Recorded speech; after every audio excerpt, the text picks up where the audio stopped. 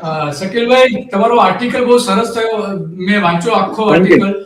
તો એમાં thank you. એમાં એક સમજવું છે શકીલભાઈ, કે કેમ ભારતીય જનતા પાર્ટી હવે મુસ્લિમ કાર્ડ પણ અપનાવી રહી છે, હિન્દુઓને ભડકાવવા અને મુસ્લિમોને ટિકિટ આપી. આવી છેલ્લી બે ચૂંટણી 25 અને 26 થી આપણે જોઈ રહ્યા છીએ.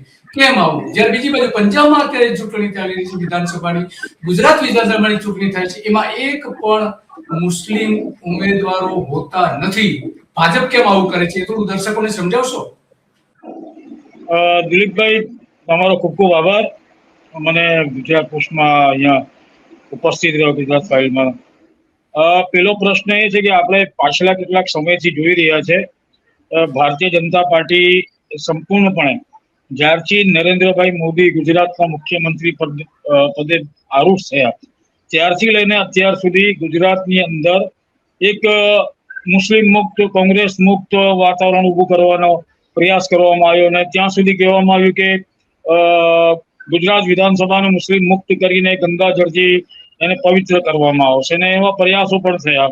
પરંતુ છેલ્લી વિધાનસભાની અંદર ઇમરાન ખેડાવાળા અનફોર્ચ્યુનેટલી કે બાય ડિફોલ્ટ જીતી ગયા ખરા, કારણ કે કોશિશ તો ભરપૂર હતી કે ગુજરાત વિધાનસભા મુસ્લિમ મુક્ત થઈ જાય,